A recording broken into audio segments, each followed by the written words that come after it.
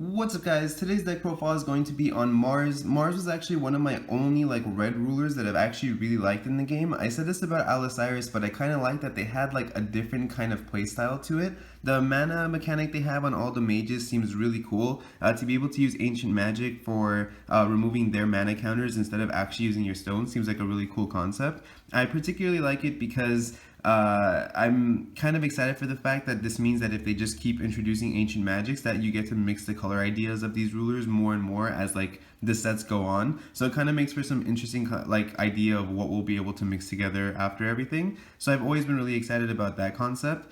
And then what makes it even better is the burn spell that you use with Mars, this 2000 damage to your opponent, which is a really important number right now because the meta is very heavy on stealth. And so if your opponent tries to get to 2000 to use Melder, you could just finish them off with a 2000 burn spell, which makes it really, really powerful. I think that's a really good counter to the deck, actually. And then on the J Ruler side, it's still very basic. Nothing too complicated. It says that you gain 5 mana counters. He starts off with 2.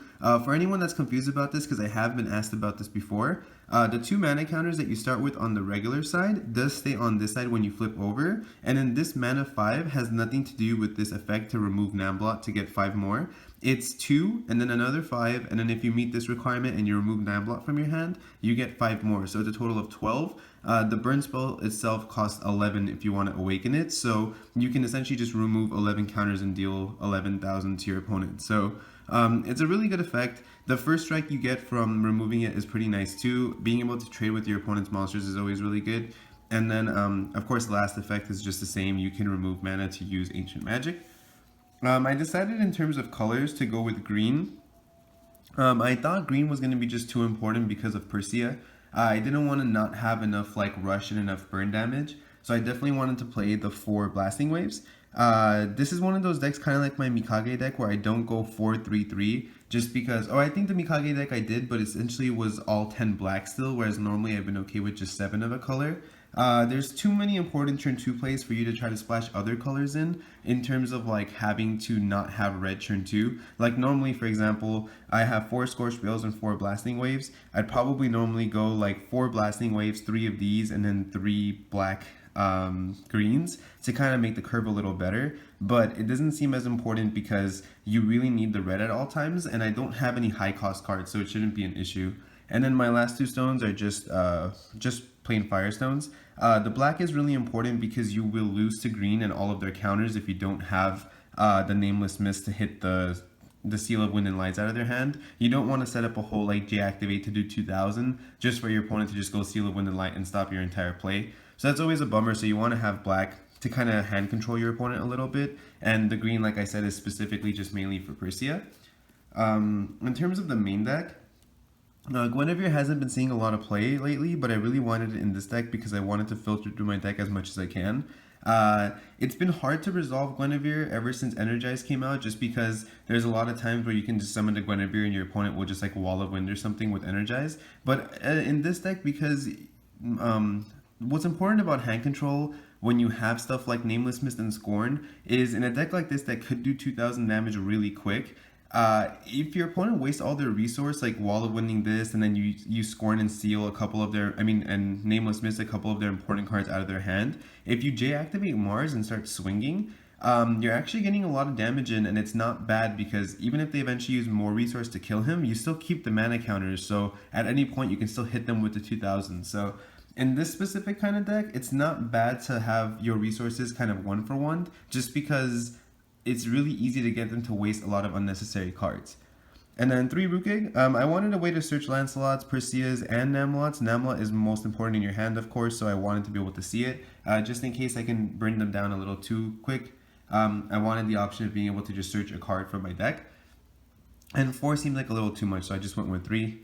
3 Tamas, same concept. I wouldn't want 4 of this because I only have the 4 green. I didn't want to splash too much green in, so it's just this Pricia, and I think I have 1 more card. But Tama's really good just because what's really important about this card actually is the 200 attack that you deal can kind of make your numbers add up really importantly. So a 200 from this and a 2000 from the burn spell is 2200. And then an attack with Mars, if you happen to have Laevateinn, and you tap the Laevateinn, is also 1200, which makes it 34, which means one swing from a Lancelot during that game would have got them low enough. And it's very important when you play red to kind of calculate numbers like that. You want to always be sure to know that you have all these like little add-ups, and a lot of people don't block Tamas, so it seems like a really good way to not only filter through your deck, but squeeze in like a little bit of damage here and there. And then the 4 Namlots, this is my like favorite card in the set. I have a lot of favorite cards in the set, but this one I like a lot just particularly because of the art. It's like super quirky looking and he looks really cool. He has swiftness and he's a 5/5. When he enters the field, if you specifically have Mars, he deals 400 damage to a Resonator your opponent controls, which is actually really good. It can pop a bunch of Sacred Elves and a bunch of other stuff. It's really strong. 5/5 for swiftness isn't bad at all. Like Lancelot's only 100 more, but it doesn't have the on-enter effect. And then what makes it really cool too is at the end of the turn, it goes to your hand, so you can always be prepared to remove it with Mars or just play it again. So I'm actually really fond of this card. It was one of the decks I wanted to play the most because of how much I just love this card. I think it's really good. And then the 4 Lancelots, normally, like I said, red hasn't been really strong right now. Aggro's just been kind of dead because with how strong like stealth has been and green got a boost, as well as like so many removal cards like down the drain and stuff like that, like executioners and whatnot, red just hasn't been as strong. But what makes it really good in this deck is normally red is considered not strong because you only get to get about like 1,500 to 2,000 damage on your opponent kind of carelessly until they just kind of like switch the tide on you and just start like wasting all your resource. But in this deck, like all you need is that first 2,000 because you'll be able to finish them off with the spell. So it's actually really nice to know that all these rush cards, if they waste their resource on it, it doesn't really matter because once you get the damage in, you're just going to finish them off. So it makes it so that that one burn spell just really has more place in this deck. And then same with Pricia. Not only is Pricia just actually really an incredible card, being able to target attack stuff, or precision I should say, having swiftness and the ability to fly. There's also times where like you can pump this with Guinevere and attack directly, so it would do like 1,100 and then she would die and then do another 500, so that's like a total of 1,600, and then you know that another 2,000 from the burn spell would be 36 and then 1 lightning strike. So there's a lot of ways where the numbers for this deck really add up. You just have to know where to apply all the damage. You never want to blindly lightning strike in the early game or just kind of like sack Guinevere's for no reason. Always kind of let your opponent waste their stuff on your cards and then be able to just come back with a bunch of burn. Like I said for the hand control part, I think 4 Scorn and 4 Nameless Mist in a deck like this is just way too important. This has to hit all the counters that green players have, not to mention like all the removal spells other decks can have, like space-time anomalies and stuff. If I see a space-time anomaly in my opponent's hand and they have a different card, even though the space-time anomaly has Remnant, I'd actually most of the time rather hit the space-time anomaly just because them using it twice is so much more annoying. Like, even though it doesn't feel like you're gaining advantage when you hit like a Remnant card, sometimes it's just more important knowing you're going to get them to get rid of it on maybe like a Namblot or something, just knowing it's forever gone, than having to worry about always having them double up on it. Because of course 2 space-time anomalies would kill Mars too, and you don't want that. So, well, 1 space-time anomaly used twice. So Nameless Mist is just too important. It works against every single deck. I think this and Scorn are just way too powerful right now not to run. Scorn's really good too because you don't want to get Captain Hooked. If somebody like ramps up to a Captain Hook, I don't have any like prisons in here or anything, so if you can't Scorn, if you don't have the Scorn for the Captain Hook, it could be potentially a problem. Even though most of the cards in the deck are like low drop, so it's not too big of a deal, you don't want them to have like a free like huge beater that kind of set you back. So Scorn and Nameless Mist are just really important. And then the 4 lightning strikes, target removal on monsters, but you can also hit face. You never want to use this, like I said, just for no reason on turn 1 or whatever.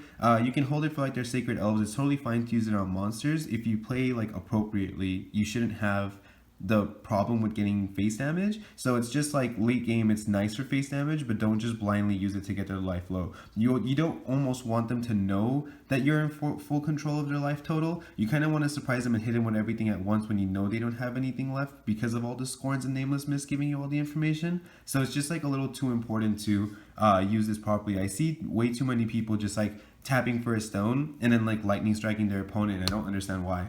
Oh, sorry about that. And then 3 Invitation to Disaster. With Guinevere and Rukh Egg thinning out my deck, I didn't want to play 4 of this. I thought 3 is totally fine. Having the extra copies to actually do the 800 damage actually isn't bad either. Sometimes if you do double up on it, even at only 3 copies, you can use one for 800 and your opponent might think you're like being desperate, just to then like finish them off with the 2000, so that's not bad. Or you can just hold both if you're playing against black, because if they Nameless Mist you, you don't want them to get rid of the important one, so if you use one and then they hit the other one, you're kind of left with nothing. So this way, if they Nameless Mist you, like they're like, oh crap, he has 2 ways to do 2000, this is really annoying, and they're forced to hit one. So it's generally a really good card. You want to use this to kill them, and it's just like, I'm surprised this card, like this deck, hasn't become more popular just due to how popular Stealth is, because this being able to kill Stealth just at 2000 when they're live from Elders is just absolutely insane. And then the last drop, I'm only playing one of this because it's kind of like a techie card, but it's really good. So what makes the last drop really cool is it says you can revive a 2-drop or less Resonator from your graveyard. And that's really important because not only can you get like Lancelots back during your opponent's end phase, but you can get Namlots back. It would deal the 400 damage to their card, and then it would bounce to your hand. So then on your next turn, if you want to like J-activate and banish it, you can do that. And it's really cool because if you do that all during your opponent's end phase, it works really well if they like scorn the Namblot out of your hand because they didn't want you to have it, or in any situation, like if they get it into the grave, this is a really good way to get it back. But you have multiple copies, so I didn't want to like focus too heavily on this. It seems like just a really good tech card at 1. And then one Flame King Shout. Pricia is my only 3-drop, so I didn't want to play more of these. I was comfortable with digging through for it with Guinevere. I'm not, like, you don't really need it too much because you're focusing on face, but just in case you do play against like turbo decks or decks that, you know, like feat scenes that spawn a lot of tokens, it's always nice to have the option for it in your deck. You never want them to just like be able to freely play the game, so this is a really good play to go Flame King Shout into Pricia. You wipe a little bit of their board, force out some removal, you do the 500 damage from Pricia anyway, just to then finish them off later anyway.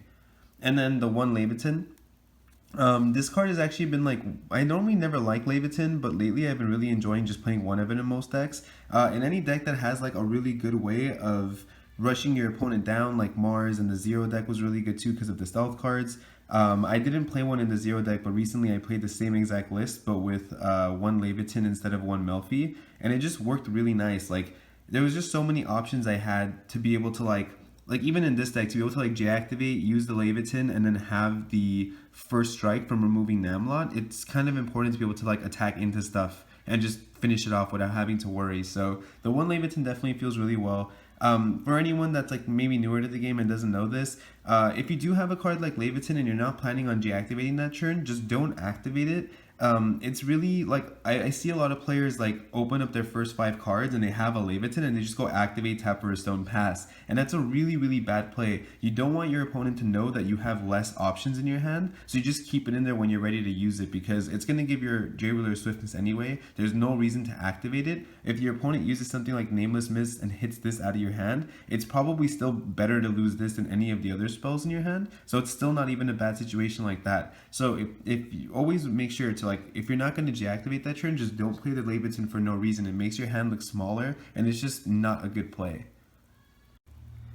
Alright, so I was like getting ready to do like the goodbye part of the video, and I don't know if you guys can hear this, but I'm gonna stay quiet for a second. There's like a parrot outside just like screaming mom, because I guess like the neighbor's not home or something. But this is actually really funny. Like, I want you guys to hear this. So just one sec.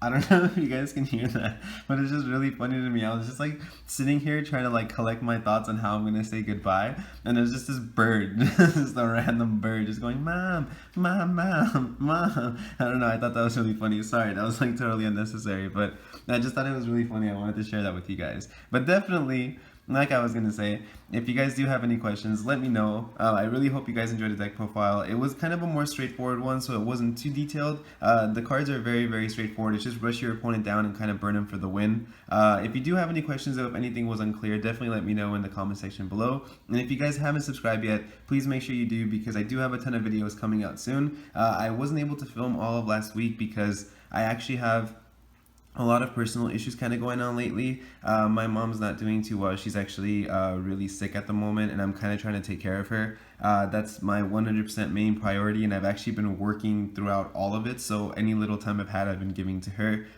So for anyone out there, please wish her all the best and pray for her if you're religious or in any religion. It doesn't really matter. Just wish her the best. I'm really, really worried about her health, so it'd be really nice to have everyone's support. But that's kind of why I haven't been filming. I just kind of wanted to share that with you guys, because sometimes a lot of people don't know a lot about my personal life, and we're all friends and family now through Force of Will, so I want you guys to be able to know stuff like that. But definitely, if you do have any questions about the deck, let me know. I keep sidetracking. My mind is like that of a squirrel, sorry. But let me know. Definitely subscribe. More deck profiles coming, and I'll definitely catch you guys next time.